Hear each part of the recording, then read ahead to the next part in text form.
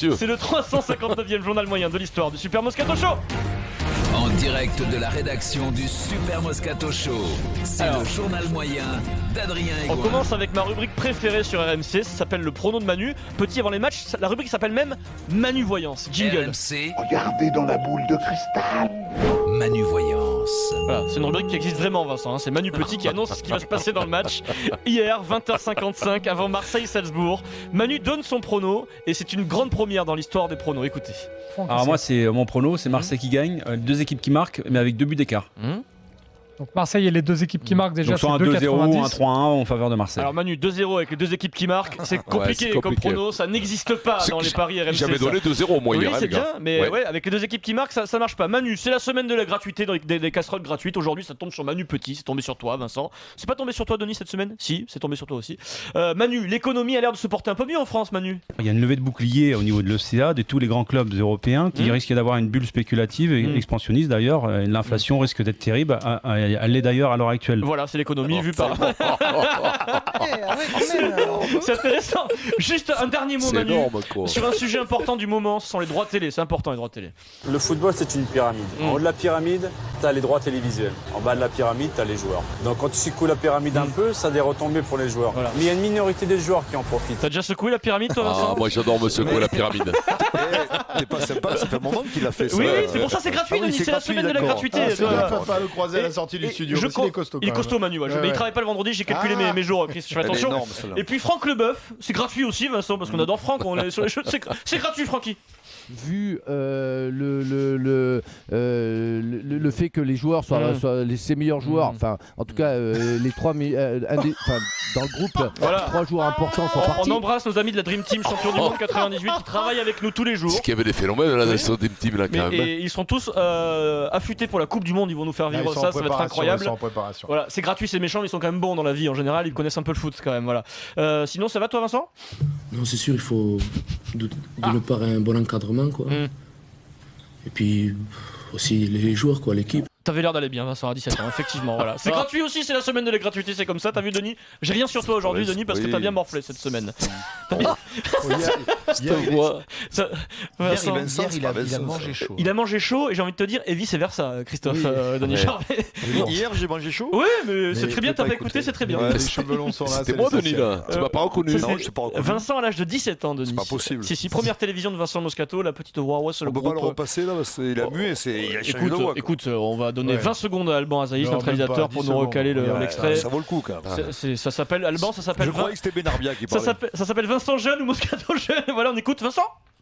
Non, c'est sûr, il faut d'une part un bon encadrement, quoi. Et puis aussi les joueurs, quoi, l'équipe. Ah ouais, encadrement, l'équipe. C'est fou, On dirait Benarbia, on dirait un étranger. c'est fou quoi, cette maturité précoce, quoi, c'est dingue quoi. C'est dingue. T'étais quoi en prépa là? C'était très frais. Moi je te dis, tu étais mignon comme on se doutait pas. Le loup déjà, on se doutait pas que tu allais devenir cette chose. 17 ans, gentil à l'époque, non? 17 ans, j'avais vu le loup, mais pas il y avait pas longtemps. T'étais en Cagne ou Hippocagne à ce moment-là? Mais non, mais j'étais avec Bernard, nous avions été champions de France et voilà. On va retrouver la voix de Bernard. Voilà. On va retrouver ça, sans transition. C'est à l'époque tu jouais au pétanque avec Voilà. Ouais, on jouait à la pétanque. Nouvelle Je le rubrique. traînais parce qu'il valait rien. Nul à la pétanque. Il valait rien. Il tapait, il avait le bras qui vrillait à la fin là, putain, il me touchait pas une boule. Rubrique toute fraîche qu'il y a quelques semaines maintenant quand même, c'est le SAV. Le service après-vente du Kikadi. Hier, je demande à Maryse et Vincent quel est le prénom du fils de Kate et William, qui n'était pas encore dévoilé. Eh bien, écoutez. Alors, écoutez, et sur le coup, j'ai pas compris. Après, on m'a expliqué. Maryse, t'as pas capté toi non plus, Maryse. La réponse rapide, spontanée de Vincent, je dirais même la fixation de Vincent. Et après, je vous explique pourquoi il a cette fixation. Maryse et Vincent. Kate et William ont eu un petit bébé, ça vous a pas échappé. Quel est son prénom? C'est un garçon. Mais non, Marie, c'est facile. Mais non, j'en sais rien. C'était facile. Vincent spontanément a la bonne réponse et il dit Stephen. Alors après, moi je dis c'est pas la bonne réponse, il dit Steven. Vincent, pourquoi cette fixation? Pourquoi t'es persuadé d'avoir la bonne réponse? Parce qu'il y a ce gros con, excusez-moi, de Fred Pouillet qui m'avait dit Stephen. Et toi qui le suis aveuglément. Je me dis, tu me dis Stephen. Alors moi j'ai dit Stephen, mais au bout d'un moment j'ai dit Stéphane. Oui. Il t'a tout tenté, Et moi, on dirait que je me Et dis, l'autre, je le voyais, il pleurait, il se cachait dans la régie, il se cachait. Et moi je me disais mais je comprends pas pourquoi il dit Stephen. Peut-être un truc.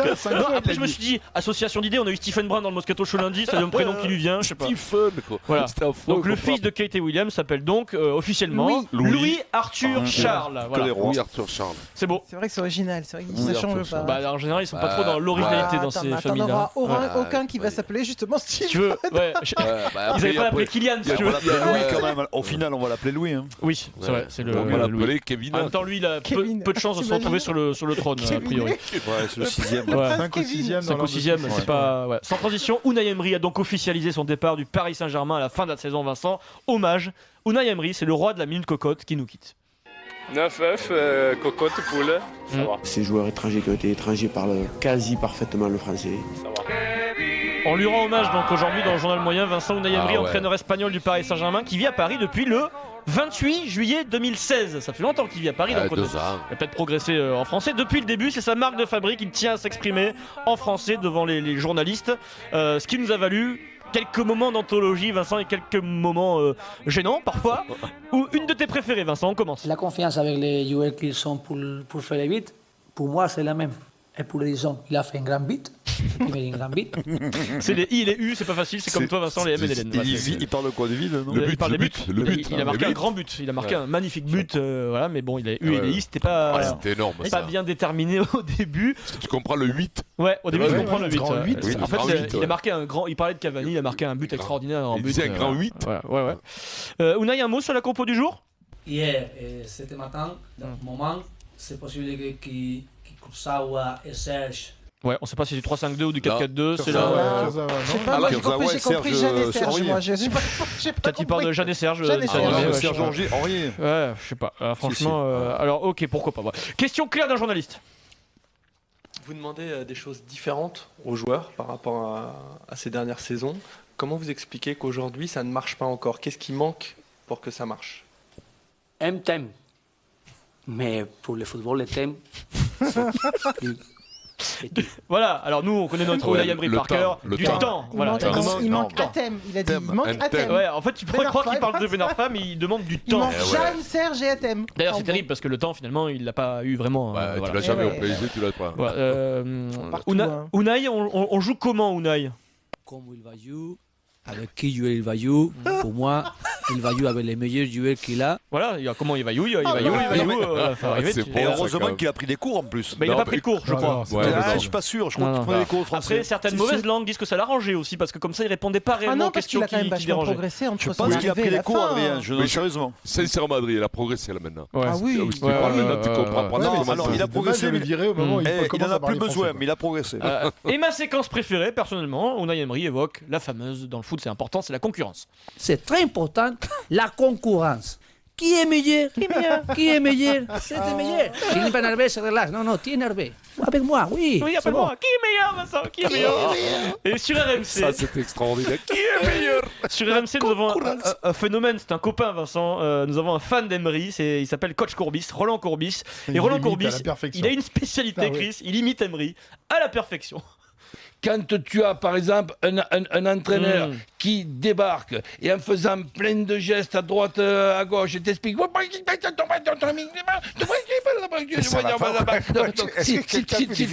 si tu veux, ça fait bizarre. Oui, alors ton imitation est également un peu bizarre, Roland Courbis. C'est pas vraiment espagnol. Roland, c'est chinois là, non? Mais c'est asiatique. Roland, concentre-toi. Est-ce que tu peux nous refaire correctement Emery?